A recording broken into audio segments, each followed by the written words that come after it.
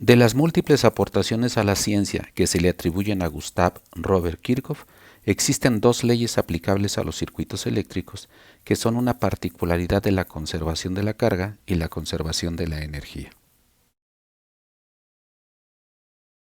Para hablar de la primera ley de Kirchhoff, necesitamos definir antes dos conceptos, nodo y nodo generalizado. El primero es la unión de tres o más elementos eléctricos, mientras que el segundo es la unión de dos nodos mediante una fuente de voltaje. En el circuito mostrado ilustramos ambos conceptos. De la correcta definición del número de nodos y nodos generalizados depende en gran medida la solución de problemas relacionados con circuitos eléctricos.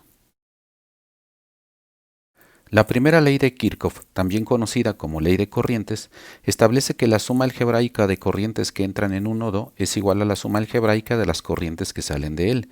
En otras palabras, las corrientes entrantes y salientes en un nodo deben sumar cero. La aplicación de la ley de corrientes de Kirchhoff a todos los nodos de un circuito eléctrico permite conocer los voltajes en cada uno de ellos y, por tanto, es posible conocer cualquier variable eléctrica del circuito. Para la correcta aplicación de la ley de corrientes de Kirchhoff a la solución de circuitos, veamos el siguiente ejemplo. Primero definamos el número de nodos del circuito. Después vamos a definir arbitrariamente un nodo de referencia cuyo valor de voltaje sea cero, y a partir de esta referencia encontraremos los voltajes de los demás nodos. Después de la referencia, definamos un nombre para cada uno de los demás nodos, en este caso B1, B2 y B3. Estamos listos para aplicar la ley de corrientes de Kirchhoff a cada nodo. Empecemos aislando el nodo B1.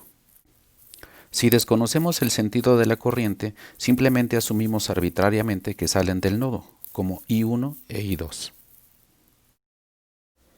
Ahora aplicamos la ley de corrientes de Kirchhoff, considerando positivas las corrientes que salen y negativas las corrientes que entran al nodo. Expresamos cada corriente mediante la ley de Ohm, sustituimos en la ecuación de Kirchhoff y obtenemos la ecuación del nodo con los voltajes de cada nodo como incógnitas.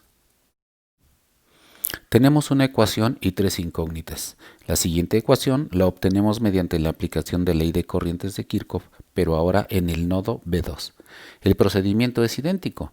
Aislamos el nodo, aplicamos ley de corrientes de Kirchhoff, luego ley de Ohm y obtenemos la segunda ecuación. Si ahora aislamos el tercer nodo, aplicamos la ley de corrientes de Kirchhoff, después consideramos la ley de Ohm, sustituimos las corrientes y reducimos la expresión. De este modo obtenemos la tercera ecuación de nodo, que junto con las dos anteriores soluciona el circuito. Ahora cualquier variable eléctrica puede calcularse.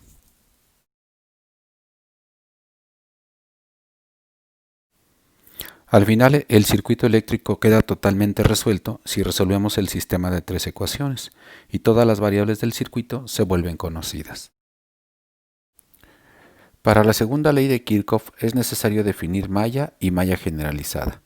En el primer caso se trata de una trayectoria cerrada en un circuito eléctrico, en tanto que la malla generalizada es una trayectoria cerrada que cruza elementos. El dibujo ilustra la diferencia entre una malla y una malla generalizada o también llamada supermalla. La segunda ley de Kirchhoff o ley de voltajes de Kirchhoff establece que en una malla la suma de todas las caídas de tensión es igual a la tensión total suministrada. En otras palabras, la suma algebraica de la diferencia de potencial eléctrico en un circuito es igual a cero. Apliquemos la ley de voltajes de Kirchhoff en la trayectoria mostrada. Las subidas de potencial son iguales a las caídas de potencial. Si aplicamos la ley de voltajes de Kirchhoff a la malla generalizada, la suma algebraica de tensiones es igual a cero. Resolvamos un circuito aplicando la ley de voltajes de Kirchhoff. Primero la aplicamos a la malla mostrada. Aplicamos la ley de Ohm para cada voltaje de la malla. Después sustituimos en la ecuación de Kirchhoff y obtenemos la primera ecuación del circuito. Para la segunda malla aplicamos ley de voltajes de Kirchhoff. Después usamos la ley de Ohm para cada voltaje de malla. Sustituimos en la primera ecuación, la reducimos y obtenemos la segunda ecuación del circuito. Con la aplicación sucesiva de la ley de voltajes de Kirchhoff, obtenemos el sistema de ecuaciones que resuelve el circuito. Ahora podemos encontrar cualquier variable eléctrica. La práctica que desarrollaremos en clase nos permitirá dominar tanto el método de mallas como el método de nodos. Por ahora, gracias.